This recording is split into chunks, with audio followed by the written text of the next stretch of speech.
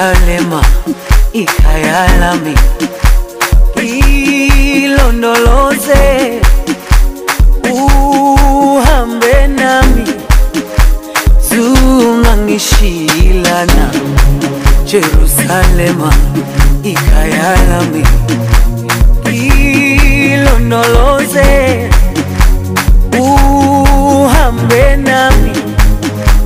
zungangishilana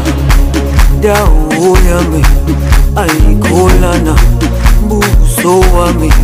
awukholana ilondoloze zuhambe nami dawo yami ayikholana buso wami awukholana ilondoloze zuhambe nami ilondoloze ilondoloze ilondoloze zungangishilana ilondoloze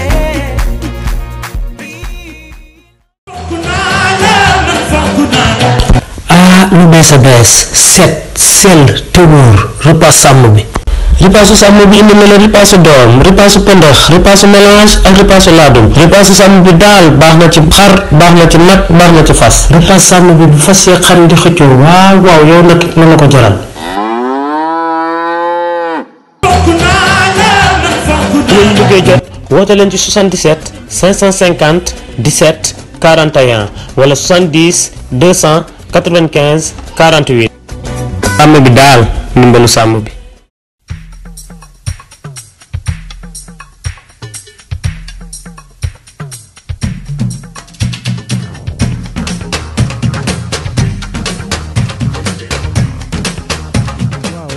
TV waaw ñuy rappeler rek ne ñoo ngi fii Thiès ci Nice Time waaw di dalal suñu président président ñu bëggoon la laaj sa carrière éleveur waaw ci laadum ndax mës nga dugg foire ak aussi bu dee jot nga am ay palmarès ci foire mâle comme femelle jeune mâle ak agneau agnelle yooyu yëpp nga ñëwoon ñu ci daal. palmarès moom mu naan à part foire Thiès 2017 ak 2019 ci laa indi woon ay espoir ñu classé woon kenn ki jëloon deuxième femelle am troisième femelle foire 2019 bii tamit am naa ci espoir mâle bu classé woon première mooy Thomas ak jeune mâle bu classé woon yaakaar naa quatrième xaw ma mais à part loolu moom foire yi mooy exposé yëpp damay dem exposé rek du ma bokk si compétition yi parce que maa ngi njëkk exposé foire Saint-Louis en 2012 après dem Adam 2016 le reste moom yëpp Thiès laa exposé quoi à part compétition Thiès moom daaw ma dugal sama xar compétition à part foire Adam bi passé te boobu gagné wuñu quoi jeune mâle moo doon vaar. kon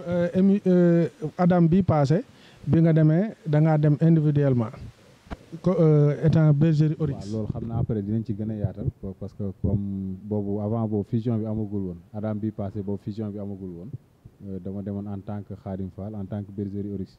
ci laa demoon Adam bi passé sama deux Adam yëpp en tant que Khadim Fall laa demee. gis ne léegi Khadim Fall dafa def fusion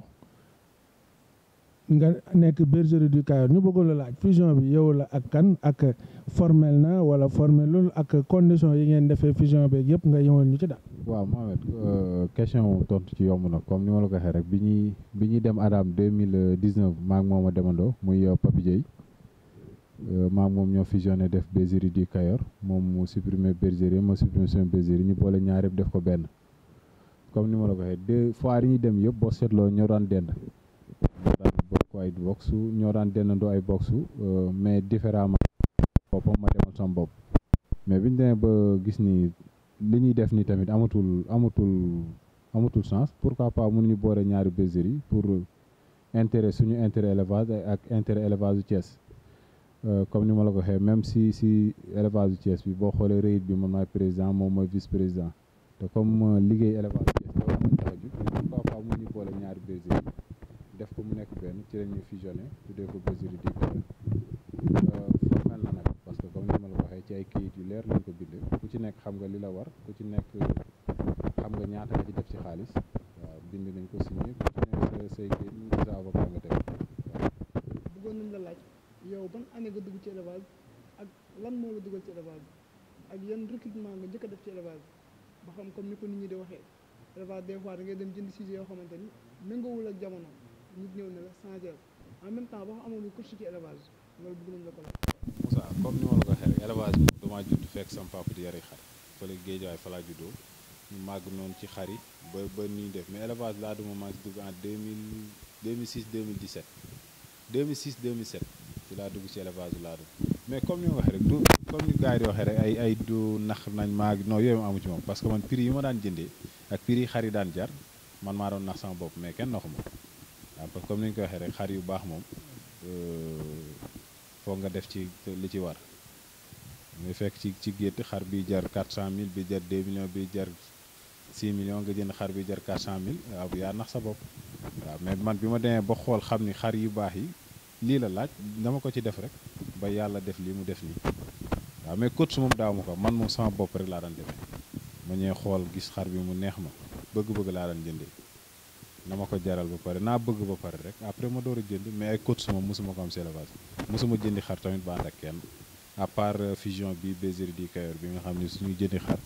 maag papi ñooy ànd dem xooli xar bi bu ñu doyeen jënd mais bu weesoo loolu moom dama doon jënd sama wet moom muy jënd wetam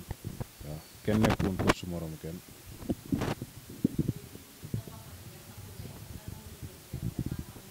waaw amour bi rek passion bi rek parce que comme ni ngeen ko xamee ñun ñëpp ah élevage bi coono gi ñu ciy def ak xaalis bi ñu ci def moom bu dul passion moom mënoo ci yàgg waaw bëgg-bëgg bi daal moo ma gën a bàyyi ci xar yi waaw. 2006 2007 ku dugg ci élevage ak tey doo ci gan ñu dégg ci ay anciens éleveurs ñu ne ku bëgg jaay xaru million da ngay jënd xaru million yow tey lan ngay wax loolu suñu. waaw foofu moom comme ni ma ko waxee rek mag ñi moom lu ñu wax nañ leen jàpp ne ay mag lañ rek ku ci nekk tamit niveau bi nga toll ngay waxee waaw xar mun na jar 400000 jur xaru 10 millions xar mun na jar 10 millions mënu jur xar bu jar 10 millions waaw des fois tamit xari chance da ci am rek comme ni ma la ko waxee rek xar yi amaguñu race bi ñu bëgg ba jur gu niroo sa xar yi mënaguñ ko ba ku ne war a mën a définir xar bi moo war a mën a jur xaru 1 million wala mën a jur xaru 10 millions xar bu ci ne ak li yàlla def ci moom rek bu ko neexee mën na jur xaru 400000 ko mën na jur xaru 20 millions def sens da ciy am rek ak ndimbalu yàlla. nga indi lu am solo jamono ji ñu gis ne ñu bëri dañuy wax ci homologation du laadum catégorisation du laadum tey ñu bëggoon a laaj yow étant président. Association ak étant éleveur di wax ci kàddu bergerie tey naka nga gisee projet boobu ak est-ce que yéen ñu ngi leen ci laaj seen xalaat. gis nga xar yi ñuy def nii c'est trop informel pour ñu bëgg mu jariñ ñu fii sax mu ngi ñuy jariñ mais pour mu jariñ à l'extérieur foog ñu formaliser ko mu am tur comme ni ma la ko waxee soo duggoon ci Google bi tapp ci bu abukan ainsi de suite mais duñ la indil lii mooy laadum wala nii la war a mel wala lii ak lii ak lii mais loolu nag foog ñu définir ko ñu xam ni lii mooy laadum xam nañ ko connaître ko parce que comme yow Mouhamed comme Moussa ko jox xaalis ne ko dama jënd laadum la la jëndal de du dem ci fële nu mu tudd ci daral ba dem jëndi xaru daral kon am nañ laadum dañ ko formaliser gul rek te dafa jot nag ñu formaliser ko waaw muy intérêt ñëpp la ñu bari dañ yaakaar ni pour intérêt ñu mag ñi la wala ñu gis nga comme ni ma la ko waxee gis nga xar yi ñun dañ cee dugg nii rek pour dugg ci li ñuy am ci suñu liggéey wax dëgg yàlla doy nañ sëkk li ñuy def ci xar yi moom buñ ko defoon ci suñu liggéey romb nañ fii mais bëgg-bëgg la rek boo xam ni dugg nañ ci mënatuñ ci dellu ginnaaw moom moo tax ñu ci suñu mais du lenn loo xam ni am nañ ko ci loo xam ni suñu liggéey may ko ba pare beneen bi mooy tamit si wàllum catégorisation bi coow li bari na trop mais tamit c'est la même chose ah yow amet sa kër am na xar boo xam ni 10 000 lay jar am na boo am 5 000 lay jar am na boo am 1000 francs lay jar kon yow catégoriser nga dañ la ko formaliser rek mu gën a yomb si yow waaw. macha allah li nga fi teg am na solo trop waaw ñu fàttali gars yi ñu ngi ci Nice Time fii waa Elevage TV di dalal suñu président Khadim Olom ñu gën ko xam ci Khadim Fall. waaw Khadim ñun gis nañu bergerie di Kayor dafa def ay recrutement yu mag bu dugal 4 mâles ci mel ni Jazaaka ku ci mel ni Jackpot Ramadan Baraka ak VAR gis nañu loolu te mâles yi am na yenn mâles yoo xamante ni waa xam l'élevage dañu ne ñoom ñëpp ñoo nduróo foofu tey bëggoon nañ tey nga yaatal ñu ci loolu naka la ngeen leen recruter après ñu soog a ñëw ci femelle yi. comme ni ma la ko waxee rek ñun ba 2006 ak 2000 ba léegi yaakaar naa ne duñ ci gan yàgg nañ ci élevage bi man 2006 laa dugg papi moom 2007 kon duñ ci gan bañ dalee liggéey ci élevage bi yàgg na comme ni ma la ko waxee adam bi passé dañu dem maa ngi moom ñu yóbbu suñuy xar ñoo dend box bi ñu wëree foire bi ba dajal ko ñu xam ni ñun suñu élevage am na lu des te li koy complété ay maal la rek ñu def suwaa ci ay maal yu bari yàlla def ñu jot ci kaat yi parce que benn bi ñoo ko juddu la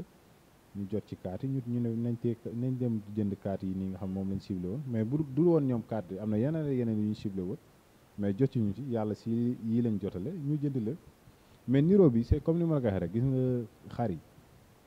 njott nga ciy demee rek du loo xam ni de science bu exact la boo xam da nga naan bii ngay boole ak bii mu jural la lii yaakaar nga ciy demee ak njott bu rafet rek da ngay jàpp ni xar bi su ma ko jëndee ak par rapport ak base femelle bi ma yor mën naa ci yokk lii non ci logique boobu lañ demee ba recruter xar yi ñu recruter yëpp waaw mais comme ni nga rek ku nekk nag ak opinion am dañ ko koy nangul waaw ñu xaar xar yi jur ñu xool ba xam bi ñuy jënd xar yi niroo lañ jënd waaw wala de parce que xar yi boo defaguñu publication yi mais xar yi ñoom ñëpp jur nañ macha allah te mbote yi benn niroo teg sa morom par rapport ak la nit ñi yaakaaroon. ci lu am solo xar yi mën nañu nduroo ci phénotype mais ñu mën a am ay wute ci production tey buñ la laajee tey Jackpot loo gis ci production am Ramadan loo gis ci production bi nga jot a gis ak VAR mais aussi ak Baraka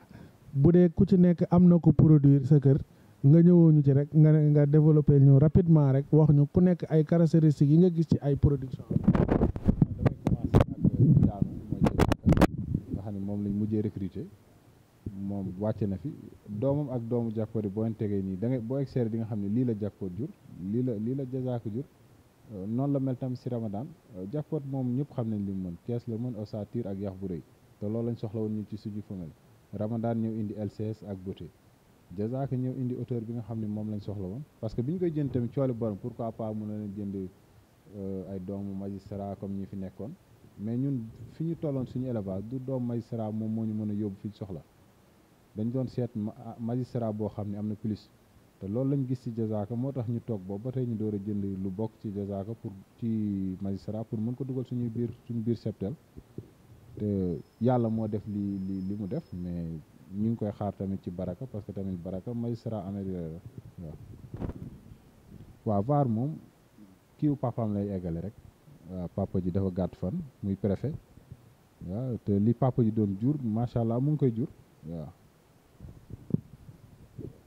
am na solo président ñuy fàttali rek waa Elevage TV ne tey ji ñoo ngi fii ci Nice Time Thiès waaw nekk ak ñoom en partenariat di fi dalal suñu président Khadim Fall waaw président nga ñëw ci Jazaaka yàlla def mu nekkoon maal boo xam ne nii ñëpp dañ ko doon xaar ci élevage mais yàlla def li gën tey boo ñu mënee ñëwat ci daanoom waaw ndaxam diagnostiqué ngeen ko ndaxam def ngeen autopsie ndax aussi ndaxam résultat yi génn na lan ngeen ci jot a xam waaw ak lan ngeen di wax mbokk éleveurs yi. waaw foofu moom question xaar la comme ni ma wax cool yi bari trop ci Jazaaka dañ ko doon waajal foire dañ ko doon lii dañ ko teg lu mu mënul dafa lii comme ni ma wax Jazaaka moom lañ mujjee jënd parce que bi ñu ko jëndee maa ngi moom dañ ni bu mu tëbagum dañ ko boole quelques xar moom Jackpot moo fi ne te li ñuy liggéey Jackpot moo gën a nekk urgence ak Ramadan ñu bàyyi ñoom ñaar ñi tëb ñu teg Jazaaka de côté en attendant jox ko quelques femelles mu tëb leen kon kooku tëb gu bari mënu ko rey xont tamit yéen chaque jour ngeen ñëw ci kër ga ñi ko gis 5 jours avant mi daanu xam na ni xar bi du xar bu ñu xont bu extraordinaire yàlla moo ñëw ak ndogalam dañ koy nangu am na tamit moo ko rey def nañ ci li ñu war a def ko mais jot ñu autopsie dañ ko bax pour dem yóbbu ko sànni parce que cool yi bari woon na ci ñu jël ripaas te yàlla nañu fay lépp daal waaw weesu seen jot waaw ñu bëggoon la laaj est-ce que mâle yi ak femelle yi daanu yooyu ñuy daanu te li koy causé di problème alimentation moo xam engraissement bu ëpp moo xam défaut de production de wala qualité ci minière yi wala ci aliment bi tey est-ce que loolu warul mën a nekk combat wu association yi. waaw Mohamed waaw loolu combat association la ñu ngi ci ñu ngi lépp li nga xam ni war na ak ñun ak ñoom ñu ngi ci ne mais nag du foo toll rek da ngaa war a ñëw toog wax naa gars yi lii dem naa fii dem naa fee mais comme plateau yi mel ni su amee di nga mën a toog nga ne lii bi amee dem naa fii wax naa ñi ak ñi mais gars yi comme ni ma ko waxee militaires yi boo demee ñoom bi aliment bi génnee ci seen usine mën na yàqoo ci magasin bi fi nga koy jëndee parce que stockage bi tamit du ñëpp xam ni ñu stocké aliment surtout période nawet boobu ñu nekkoon pour aliment yàqu si rey sa jur day yomb waaw beneen yoon daal dinañ xam nan la ñuy def bu période boobu jotee nan la ñuy alimenter suñuy xar. waaw gars yi maa ngi leen rappelé ci waat fii ci Nice Time ak suñu président Khadim waaw gis nañu nga dugal 5 mâles tey jii nii mâles yi faaw ñoom ay jabar yoo xamante ni ay femelles yoo xamante ni ñoom la ñu war a àndal tey jii nii mën nga ñoo may ci ba xam da ngeen a recruter femelle wala femelle yi ngeen yoroon moom ngeen booleeg mâles yi foofu bëgg nañ nga yaatal tuuti. waaw Moussa effectivement bi ñu recruter mâles yi boole nañ cay femelle mais bariwul parce que amoon nañ benn base de femelle bu solide dañ doon yokku rek pour permettre mâles yëpp ku ci nekk am femelle yoo tëb mais yokk nañu yaakaar naa 8 femelles rek lañ ci yokk boole ko ak femelle yi ñu jotoon yor maanaam xari jigéen yi fa jotoon ne mais defuñu recrutement bu comme ni ñuy defoon recrutement ci mâles yi parce que xool nañ diagnostiqué nañ suñuy femelle xam nañ li leen manqué mâles yi la ñuy uti rek ñëw yokk ci waaw même bi ñuy jëndi femelle tamit noonu lañ xoolee dañu jënd par rapport ak mâles yi ñuy jënd. waaw président bëggoon nañ tey jii nii nga ñëwoon ñi actuellement nii bergerie di Kayar ñaata femelle moo fa nekk ak yan femelle ngeen recruter ak ci nan la ñu tudd seen i tur pour ni ñuy xam ñi seetaan fu ñu bokk ak yan sang la loolu bëggoon nañ ko xam tey jii nga yaatal yàlla day xaw a doy waar mais am nañ daal benn base de femelle am nañ benn 40 jàpp 50 femelles yoo xam ne ñu ngi siy liggéey waaw recrutement moom ñaari femelles yu mag rek lañ jënd le reste yëpp ay xale lañ jënd maanaam ay doomu grand raan bu ndaw doomu bâtonnier bu ndaw ak benn sëtu subéeru bu ndaw yooyu lañ fa jënd waaw mais yeneen yi moom sang yi ñëpp xam naa ay sëtu magistrat femelles yu mag yi benn doomu kii lañ jënd benn doomu Diop boulangerie ak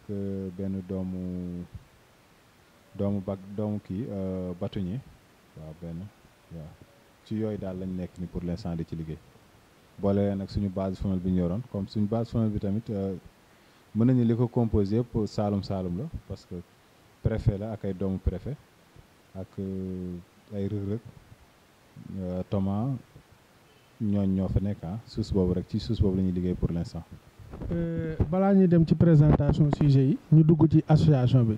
ndax donte da nga gérer sa bergerie waaye tamit da ngay représenter élevage Thiès waaw ñu bëggoon la laaj président Naxam mësoon na bokk ci bureau REIT balaa muy nekk président REIT waaye aussi ban année la président adhéré biir REIT. REIT moom am poste à part poste association bi maa ngi ci adhéré 2014 parce que man maa ngi ñëw Saint-Louis yaakaar naa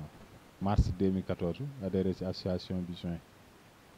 waaw mais loolu moom daanaa participer seen réunion di xool ni association bi di doxee mais musuma am benn poste ci biir association bi à part à part élection yi passé ma laaj poste présidence bi waa Thiès yi ànd ci fal ma ko à part loolu moom aw moon beneen poste biir rëy. waaw macha allah waaw président moom bëggoon la laaj ambition boobu yow yaa ko am wala dafa am ñoo xam ne nii dañoo toog buux la ne la ah yow kat yaa ñu doy waaw ak aussi lu waral nga bëggoon briguer poste boobu. poste bi dafa moon juga comme ni ma waxee Thiès seen foire 2015 seetaan naa ko gaa exposé mu dama doon jógee sama kër chaque jour di ñëw di seetaan ci 2017 laa exposé ak 2019 mais mu si wàllum organisation mu amoon ay manquement yu bari yoo xam ne man jàkk naa ni ak ñi ma àndal mën nañ ko ci yokk moo taxoon ñu même bu dul woon poste présidence bi dañ doon dugg ci biir bureau bi utiliser poste yi nga xam ne yaakaar nañu mën nañ ci indi suñu expérience ñu dugal ko fa mais bi ñu demee bay à 1 mois des élections ci la ñu docteur Diall ne mënul présenter waat parce que am na 2 mandats ma ne gars yi léegi nañ leen dem si élections yi ci lañ waxtaan maa équipe bi ma àndal yëpp ñu mel ni Papi Dieye Khadim Kane Matar Lo Ngandia pour citer ñooñu ñu ne nañ leen dem si élections yi man dinaa présenté wu comme président yéen ngeen jël yeneen postes yi ñu ànd liggéey ci xool nan la ñuy jëmee élevage yu Thiès ci kanam gars yi tamit nekk ay nit ñu dynamique nekk tamit ay gor li ñu waxante woon yëpp boobu ba tey ku ci nekk yaa ngi ci bàyyi boobu benn yoon ku ci ne li nga mën li nga mënul yëpp yaa ngi koy def pour association bi jëm kanam mën nañ ni man la ñuy dégg rek mais ñoom ñi ne ci suuf li ñuy liggéey man xaajaat bi liggéeyu ma ko waaw parce que dañuy wax xaadim rek mais ñoom li war ci liggéey bi yëpp ñoom ñoo koy def waaw. am na solo mu nekk une équipe très jeune mais vraiment ñu gis ne ñu ngi doxal waaw yal na yàlla gën leen may wér yéen ñëpp ngeen yeggali seen yéene waaw mais tey bureau boobu waaw lan mooy secret bi ak seen objectif tey ci li des ci mandat yi lan la. waaw secret bi moom amul dara lu dul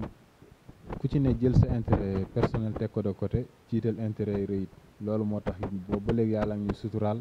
lu ñu yóotu yàlla teg ci loxoom ñu jot ci secret bi mun naa ne loolu la ku ci ne moom sa yëfi bopp danga ko teg de côté pour intérêt Thiès intérêt rëyit moo tax boobu ba tey élevage moom macha allah association bi liñ ci mébétoon yëpp yàlla ngi siy jàppale ba mu ngi antu comme ni ma ko waxee rek feebar bi moo ñu tënk ba foire bi ñu programmé woon nga xam ne dañ koy dàq ba jëmmi jamono ba yàlla def ñu mbas bi jóge ci réew mi ñu mën a programmé waat foire pour membre rëy yi waaw ambition yi moom programme la woon programme buñ tëral la macha allah ñu ngi ci defagum nañ 2/3 bi mu desuñu benn dañ koy eggale ci jàmm jëlaat léegi joxaat ko waa REIT ñu xool ku leen doy ñu tegaat ko ci seen bopp association. mais président nañu gis Thiès souvent bu ñu doon foire dañ doon nekk aslem ci garabu ñuy foofu léegi lan moo leen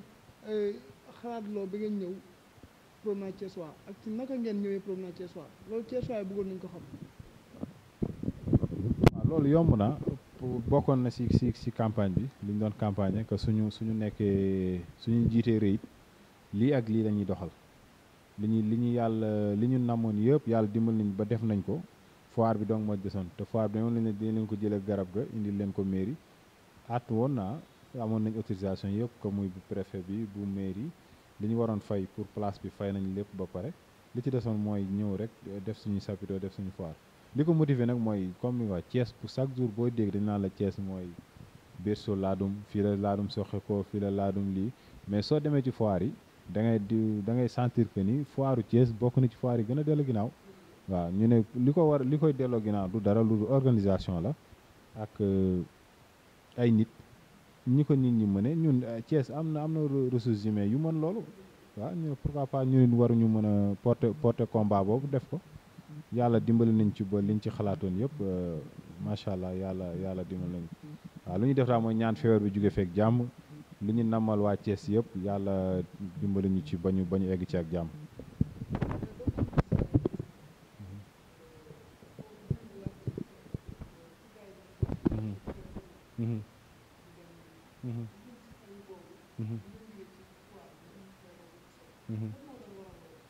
non loolu moom waxuma la feebar socc sax man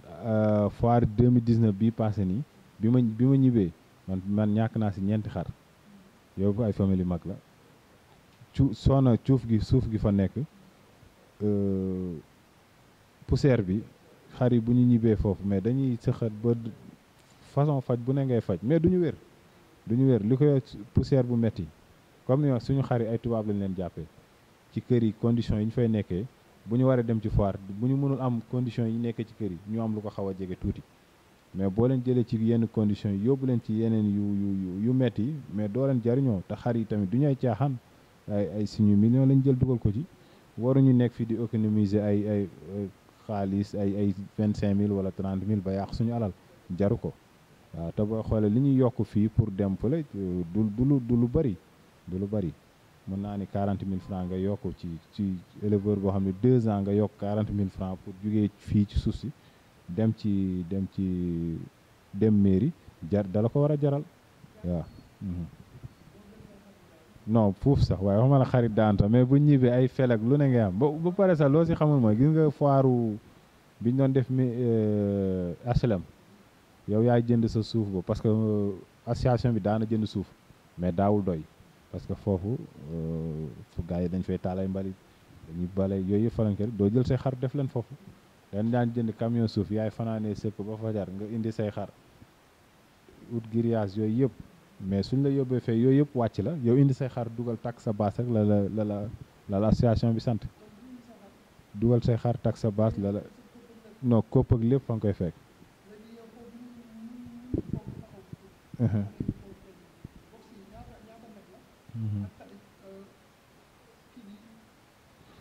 waa superficie bi waa 200 box lañ programmé woon mais biñ ko waxee nit ñi ni ñu adhéré massivement noonu ci kii bi ci foire bi dañu woowaat géomètre bi woo kii ñu nataatal ñu foire bi encore ñu yokkaat ci 30 box pour def 230 box ba pare am nañ 20 personnes yoo xam ne dañ leen mettre en réserve pour au cas où 230 yee su ci amee koo xam te ni désisté na da nga ñuy jox sa xaalis ñu dem jox ko Mouhamed comme ni wax gars ñi bind ñëpp ku ne joxe nga sa xaalis am nañ 250 yoo xam ne ñu ngi tege 230 yi ñoom c'est qualifié d'office 20 yi dañuy toog xaar bu ñëwee désisté ñu xool ñu ci dugal bu fekkee kenn désisté wul ñoom dañuy xaar déwén rek ñoom dañuy bokk ci priorité yi nga xam ne ñoom ñooy njëkk am box waaw superficie box bi 3 mètres 50 la woon si 3 mètres loolu yëpp bindoon nañ ko comme ni ma ko waxee annulation foire bi moo tax yéen membres yi jotoo leen ci loolu mais yooyu yëpp bindoon nañ ko li ñuy interdit ci foire bi yëpp bindoon nañ ko lépp ba teg ko ba bind ko ba dernière réunion bi ñu doon tirage box yi ci lañ waroon joxe ku ci nekk lan moo la war ci foire bi lan mooy règlement foire bi man fi ma bëgg ñëw mooy ñu gis ne foire Thiès dafa nekk foire bu bëri coow waaw ñu bëri dañu naan Thiès day organiser ba pare képp ndam li waaw ñu bëggoon la laaj tey loolu loo ciy xalaat ak yow ak sa bureau lan ngeen di waajal ci loolu mu am ay compétition yu transparent mais aussi définir est-ce que définir ngeen règlement yi ba pare comme ça éleveur buy ñëw mu teel a xam ne lii la mën a dugal lii mënu koo dugal lii la war a def lii waru koo def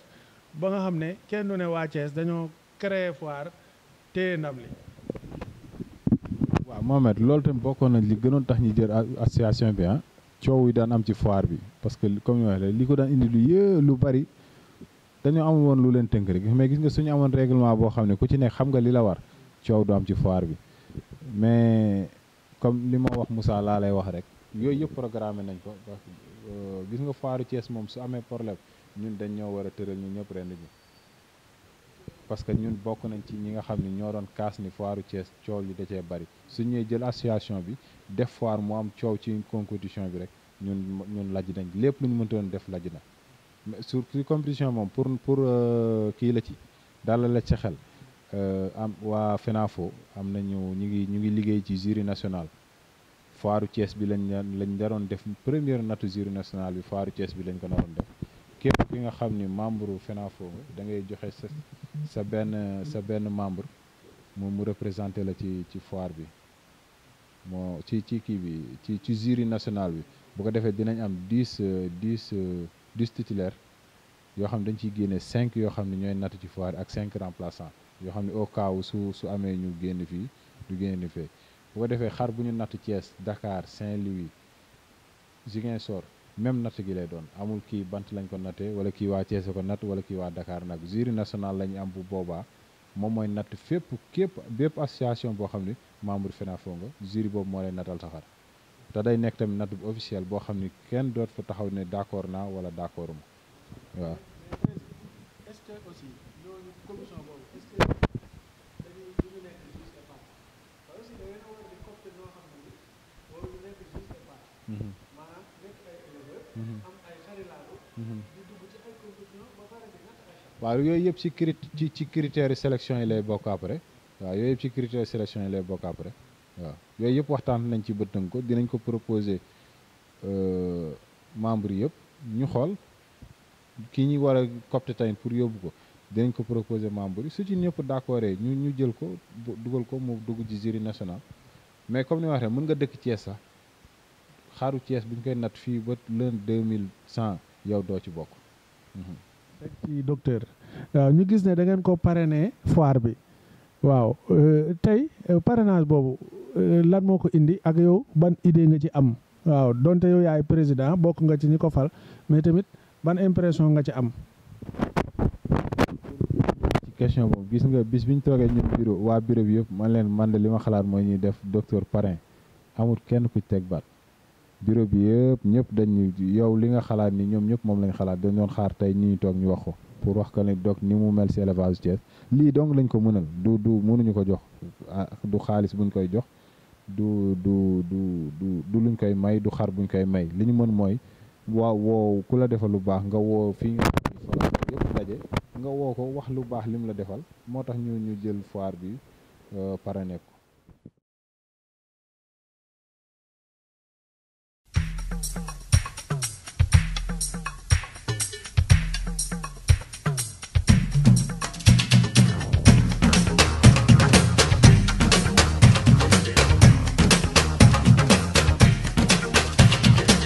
Jàppuloo te bàyyiwoo te deng deng jàppuloo bàyyiwoo te jàppuloo te bàyyiwoo te deng deng. sëñ bi xar bi ngay raay mooy bon xar mooy nan mooy amaya. foire bi ñu mujjee foire Thiès moo jëloon deuxième. foire. foire bi ñu mujjee foire. moo jëloon deuxième Thiès. mooy xar bii. ah bii la jur. ak nan. ñun ñi ñëpp doomu jackpot lañu. doomu jackpot lañu. lan nga ñu mën a wax ci xar bi nga ne moom moo jëloon foire bii nii lan nga ñu mën a wax ci moom. Amaya waaw. Amaya champion la. ñu ngi def ay conditions yu doomam ñoo ngi def ay conditions yu baax ay système ki doomam ñu ngi yëg ko. kon ñu ngi ci wax lu champion la. ndax moom xontam bari na. bon xar yi nag moom ñun dañuy joxe ngoon à volonté soo wane ñu alimentaire. ñun suñu gars yi alimentaire rek la. mais fan la bokk. fan la bokk. Amaya naa doomu lax su ko fii jur bële ne mooy taawu jackpot jigéen bële moom la fa am comme jigéen bii wane gi nii doomu batu ñi bii doomu timtimol la benn doomu pré moo ko jur mais le reste kaar yi ci des yëpp ay doomu baar la au fond quoi. waaw kaar yi des yëpp mooy doomu baar la tur yi ak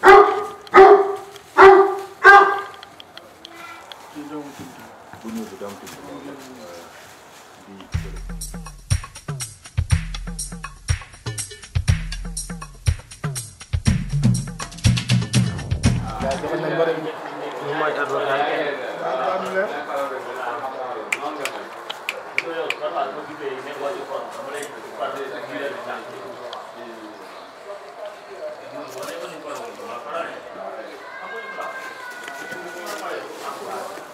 ñu bëggoon la wax rek le mot de la fin noo gisee élevage TV loo leen di conseiller mais aussi looy wax waa axlu élevage. waaw lii moom ay innovation yu baax la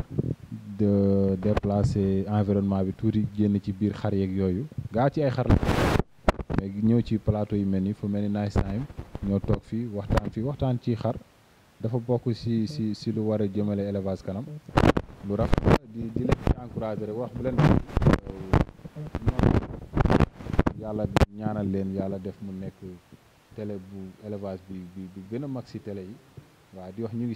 seen kanam ñu ngi seen ginnaaw lépp li nga xam ni concerné élevage ñun moom ñu ngi ci waaw waxati na nag lu di jëm ci waa Thiès